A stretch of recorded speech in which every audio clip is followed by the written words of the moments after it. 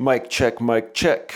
All right, lights, camera, action. If you're gonna be shooting video in 2025 from your home office or home studio, there are 5 main things that you need to know in order to shoot quality videos that your audience is going to want to watch. And in this video, we're gonna be talking about what those 5 things are. Number 1, don't actually use a film camera. This thing doesn't even work. You should use a digital camera like I'm using right here. That's actually not number 1. Let's just get right into it about what those 5 things are. Number 1 is know the basics of composition. Composition is the elements that compose the shot. So you're framing, I'm in the center here. I'm not like half the screen where I'm like way down here. If the camera was set up for that, it'd be kind of offsetting. You wanna be at least like 2/3 of the shot, something like that. And you also wanna have good balance, color balance with the set, having things on the set that are symmetrical if you want, or reflect you, who you are. That's gonna make a huge difference. I got a light over here behind my bookshelf. I got a light behind this, and oh, I forgot to hit play on this video loop here. I don't know if you can see it that well, but I wanted to have that rolling. It's kind of a nice sunset with some waves in the ocean. It's just kind of a nice background. Anyway, know the basics of composition. To get a good composition, you also need to set your camera settings to capture the shot well. So know your camera. Even if you're using a phone, most of that stuff's gonna be automated, but you're gonna wanna have at least decent framing. And if you are using a digital camera, then make sure you do your white balance and set all your camera settings like ISO and your f-stop, your aperture, and have those set up to capture a well-composed image. If I change these things, it's gonna look bad. Let me go ahead and show you what it would look like if I were to boost the f-stop. Look, okay, we're not getting enough light right there. We'll go ahead and take it back down. Still too dark.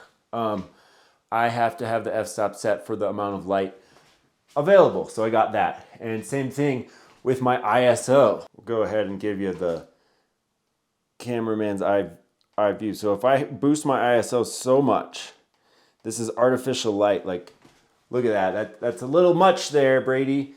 That's too much. So we want to have it set for exactly the light that we're working with. And clearly I'm out here in my light setup, so I'm liking how that looks. So remember to have that. That's your composition. Number 2 is to have good lighting. You don't need much. I have some basic setups here. I'll go ahead and show you what I got. I just got this new light. It's an RGB cob light from LumeCube. I like that it's got a diffuser and that it's a mono light, but it's super small and lightweight, so it's easy to set up, and I really like that. And I'm also using this panel light right here. It has great controls on the back, so I could control, the color temperature or the intensity of the light right here. I can make it brighter. I'd like to have it a little bit lower. This is kind of just a fill light to add in, but here's where you can change the color temperature. I like to have those controls, but you can also just work with what you got. I just have a little bit of light coming in there, but the issue that I really want to avoid is having, too much harsh light. Like if I were to take this soft pen box off, which I don't really want to do right now because it's set up, but I'd have too much bright light. I'll show you a clip or a shot from another video where I had too much harsh light. You can see that this just isn't favorable on the face, and it kind of just throws off a nice image. It just isn't that pleasing. It just kind of makes harsh light, and it's not that kind to your face and your skin tone. So you want to have diffused light. You can bounce a light off the wall, or you can use a diffusion panel if you have lights that do that, or you can, even if you want, use like a white pillowcase. Or I actually have this Halloween costume that's a colonial shirt that is kind of see-through, but I used that before I got this softbox and it worked just fine. I used it on the panel lights that I showed you. But yeah, the main thing too is, just have nice lighting, so it's soft light versus hard light. You want to avoid that hard light. The third thing is sound, and this one can be pretty basic. However you pick up your sound, just make sure it's not too strong. It's not too loud. It's going to be peaking. If you peak your sound, meaning it goes over the range of something that's pleasing to the ears, you're going to annoy people. It's going to be very noticeable, and it might be distracting, and people might not listen to the rest of your video. So nail your sound. The best way to do that if you're using a digital camera is to do a sound test before, and make sure it's picking up between -18 and -6 decibels. I can show you on my camera here real quick. All right, so we're going to go to sound test. That's right here. It's audio record levels, and you can see in this upper left region up here, it's picking up between negative. Hello, mic check, mic check. Oh, we're going a little high when I go loud, but my general voice right here is picking up between right around -12, but it goes a little higher at times. It's getting up to -3. But as long as you're not getting way into that high level above -6 in your normal speaking, that's great. If I get excited and I speak really loud, clearly look, I'm peaking. I got above that -3 right there. But come down, maybe you can see my face. Whoa, hey, hi Brady.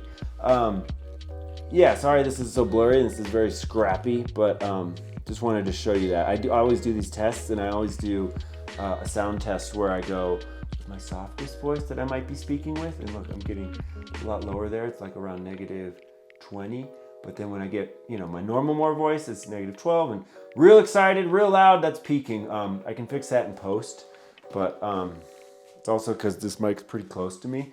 But yeah, if I talk at this normal voice, that is a good level for the sound. So know your sound, that's the third one. So these are 3 things that have been tried and true, like that's always been the case. Have good composition, have good lighting, have good sound. That's always been the case no matter the year. But I think going into 2025, these next 2 are going to be some of the most important things. Those first 3 were more about your technical style, the technical setup of video, capturing great image and sound. These next 2 are more about the style and the information that you give out. The fourth thing is having clear messaging. Know what you're going to be talking about. Have a tentative outline. If you're not going to have a script itself, have a tentative outline. Deliver a sound message, and that has several components to it that I can go more in depth on in another video. Basically, know what you're going to be talking about. Make it valuable, whether that is through entertainment, inspiration, or education, or a mix of that.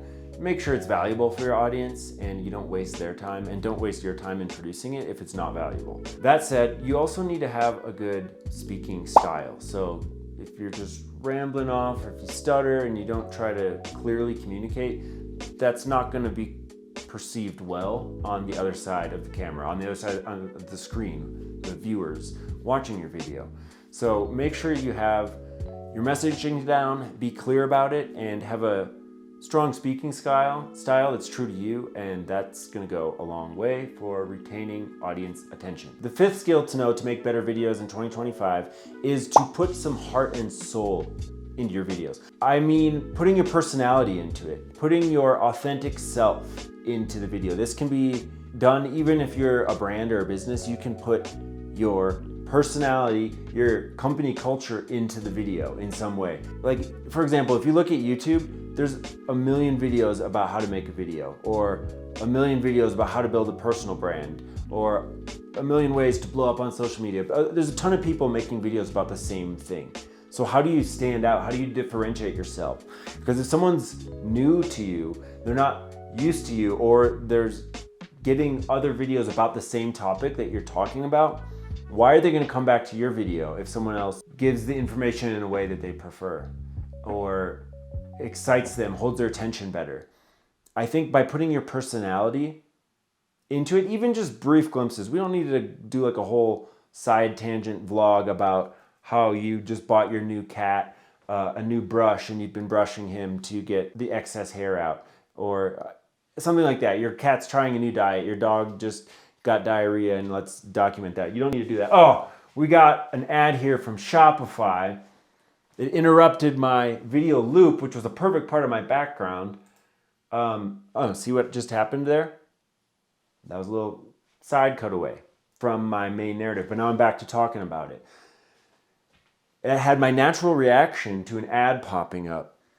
These little moments can go a long way with your audience. And I think creators and video narrators that do this in 2025 are going to stand out more. They're going to build more audience trust and loyalty, especially if they're a likable person. And these are the moments that make you likable by putting your authentic self into the video. You can do a little comedy scene, make a little joke, show something. I wish I had a little toy.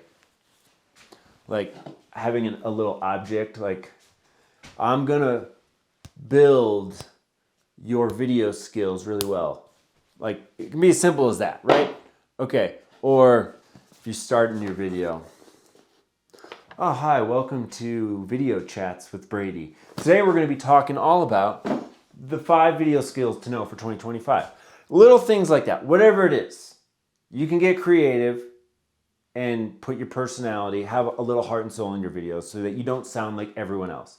So these are the 5 video skills that I think are gonna make video creators stand out in 2025. If you wanna dive deeper into learning those skills, I put together a free email course that shows you how to master all of these elements for yourself and use the basics. It's designed to simplify video production and make it approachable. So if you've only shot video on your phone and say you want to start using a regular camera, or you want to increase the production value even with your phone, this course is going to show you how to do that by mastering these things I just talked about and a few other things that I didn't quite mention, but you can find out in the course.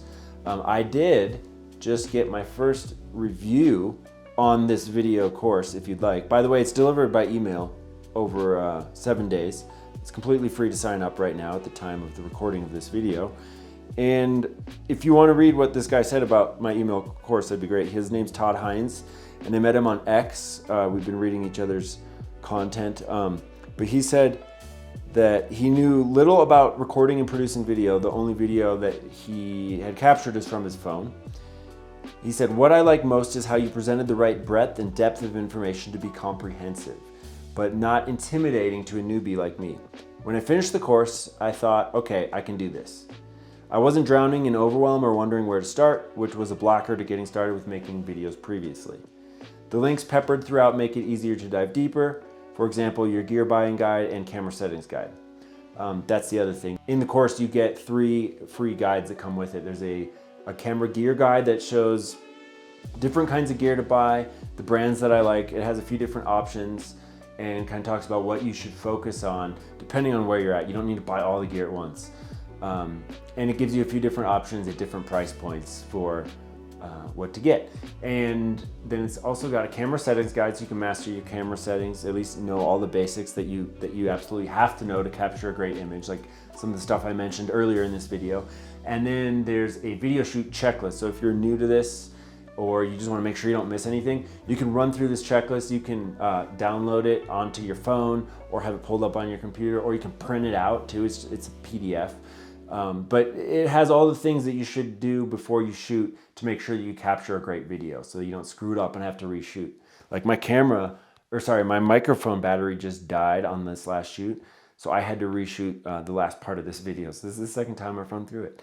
Look at that honesty. That's personal authenticity right there, right?